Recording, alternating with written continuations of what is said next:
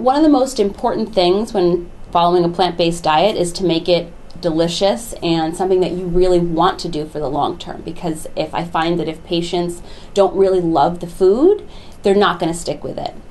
So making it sustainable is really, really important. And it may sound limiting if you hear the word plants, but there is a whole world of plant foods out there.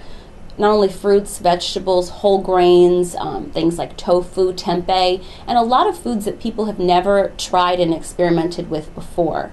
And oftentimes they discover recipes and new favorite foods that they didn't previously know existed.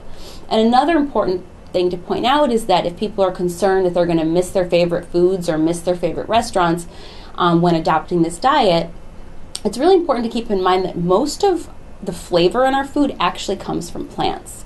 So if you think about it, when you go into a Mexican restaurant, for example, a lot of what we associate with tasting good and what we crave are things like avocado and cilantro and what's in the salsa.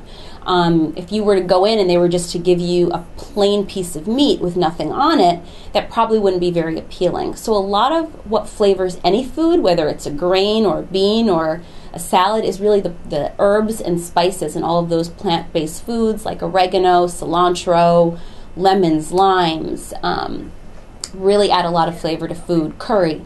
So experimenting with recipes that contain these, you're bound to find some new foods that you absolutely love.